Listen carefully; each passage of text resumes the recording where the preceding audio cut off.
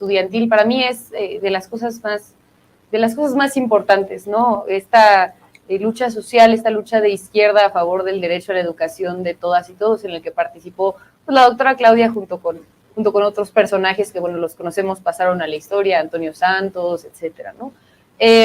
Pero muchas veces, ¿no?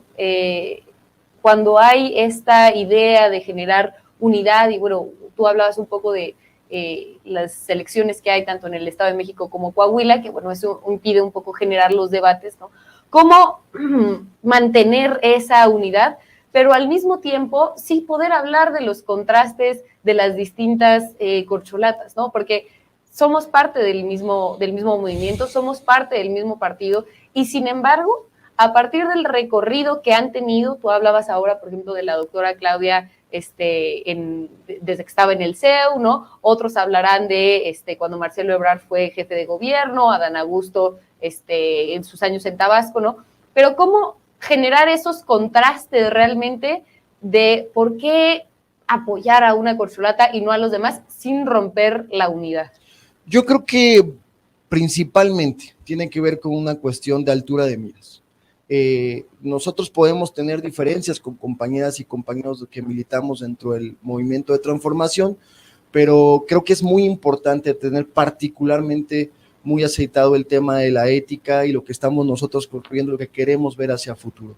Claro, sí me parece importante mencionar quién es aquella persona que ha venido acompañando desde el principio y, como se dice, claro, en las buenas, en las malas y en las peores, al licenciado Andrés Manuel.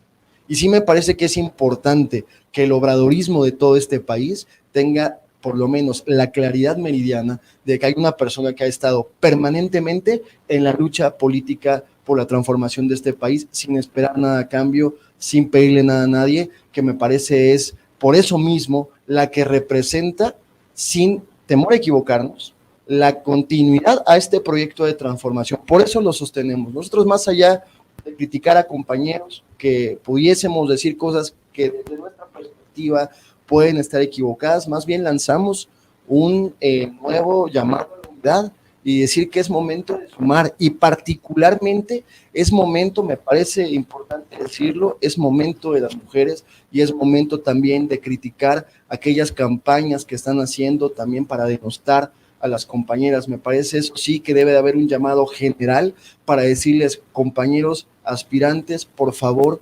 evitemos la guerra cínica que se daba o que se daba en el PRI, en el PAN, en el PRD, en esos partidos perversos. No, ahora estamos construyendo un movimiento nuevo que necesitamos, que es un movimiento de ideas para sumar y no para restar.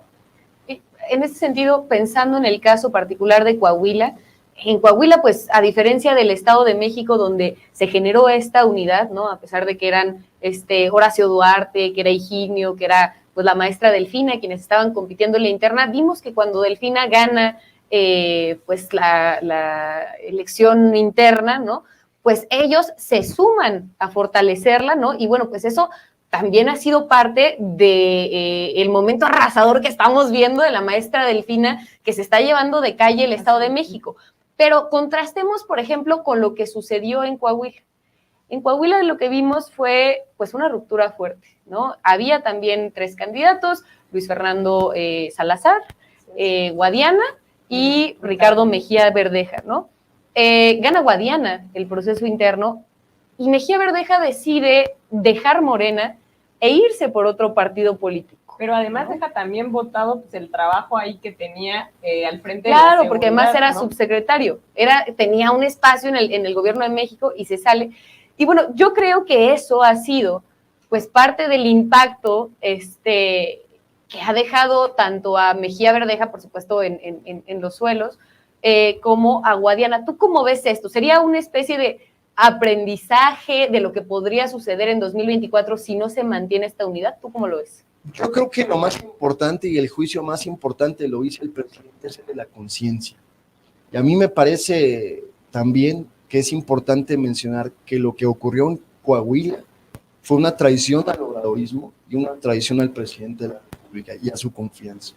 Lo que hizo Ricardo, me parece, es dejarse llevar por los cantos de sirena, por querer sumar desde una perspectiva. Ahí me da risa cuando dice queremos acabar con el Moreirato. Bueno, pues quieren acabar haciendo que se quede para siempre, porque evidentemente no tiene ninguna posibilidad de ganar y le está haciendo más difícil al compañero Guadiana ganar la candidatura en Coahuila. A mí me queda claro, de todas maneras, y lo decimos con mucha certeza, que en 2023 vamos a tener también gobierno en Coahuila y vamos a tener gobierno popular, por supuesto, encabezado por la maestra Delfina en el Estado de México. Nosotros no nos rendimos, al contrario, venimos de la adversidad, venimos de las dificultades que nos han dado precisamente en los que se creían amos y señores de este país. Entonces, estamos acostumbrados a caminar desde lo difícil.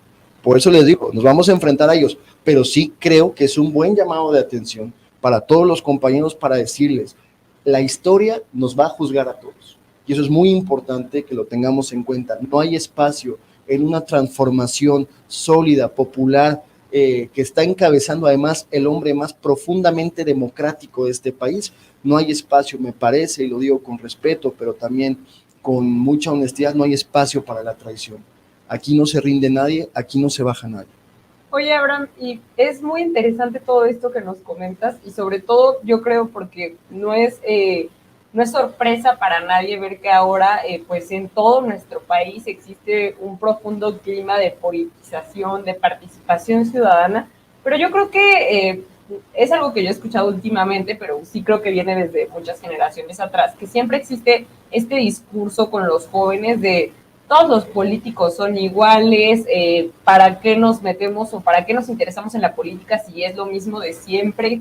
¿Tú qué mensaje le darías a los jóvenes o ahí cómo lo contrastas con esta politización que hemos vivido ahorita durante la Cuarta Transformación y que ya comentabas que pues es necesario estar en unidad, pero sobre todo también tener esa formación política, esa organización? ¿Qué mensaje les darías a los jóvenes para que también se interesen y se sumen a estas causas? Porque ya hablabas de un relevo generacional, ¿no? Que es algo que también sabemos que ha tocado el presidente López Obrador.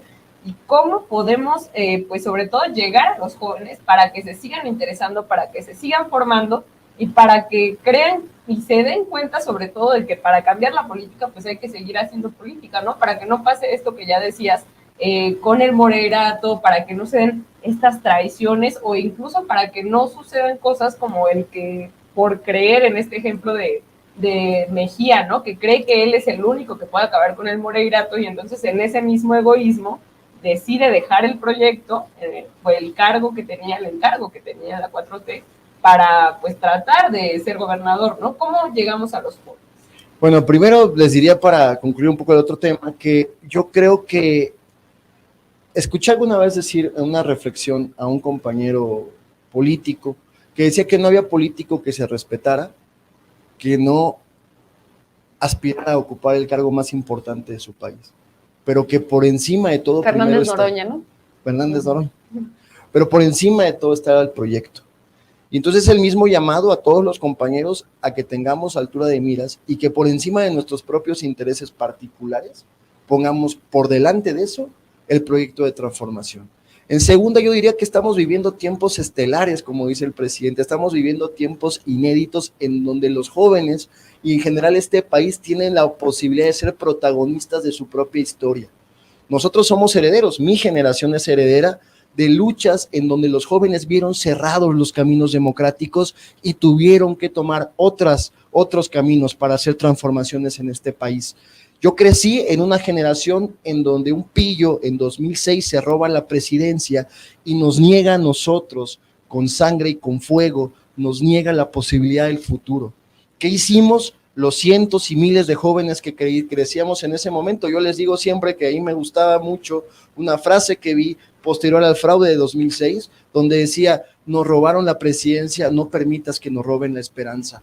Hoy esos jóvenes que fuimos parte de ese movimiento popular que en 2006 vimos cómo nos robaban y cómo se imponía un gobierno de facto, Hoy vemos que los jóvenes tienen la posibilidad de participar, de ser protagonistas, de estar en los espacios públicos, en la toma de decisiones, que tienen derecho al estudio, que tienen derecho a la vivienda, derecho a la salud, que reciben una beca, porque queremos que hoy los jóvenes estén estudiando, estén trabajando, se estén desarrollando, que no tengan opciones en la vida de las conductas antisociales. Entonces, hoy más que nunca también hay esa posibilidad para que los jóvenes se desarrollen. Yo los encuentro en las universidades debatiendo, en los espacios públicos. Claro, la pandemia ha afectado. Y yo insisto en que los jóvenes tampoco se van a desarrollar, porque me parece que es característico de los jóvenes, no se van a desarrollar en los espacios tradicionales del quehacer político. Pero hay que convocarlos a los jóvenes a que ellos asuman este papel más importante que nunca como protagonistas del proceso de nuestra historia y salgan a manifestarse y salgan a apoyar a esta transformación, salgan a hacer política, a empezar a hablar entre todos, y se está dando en las manifestaciones que ha habido de apoyo al licenciado Andrés Manuel, el apoyo al gigante de Palacio. Son cientos de miles los jóvenes que vienen a caminar con él y con decirle: presidente, usted no está solo, aquí existe su generación de relevo. A ellos apelo para decirles: compañeros, que no se quede uno solo en el aula, que no se quede uno solo atrás de algún lugar de trabajo, que todo compañero joven sea un compañero, una compañera consciente, una compañera que esté luchando por su país, una compañera con convicciones y una compañera con futuro. Es lo que aspiramos.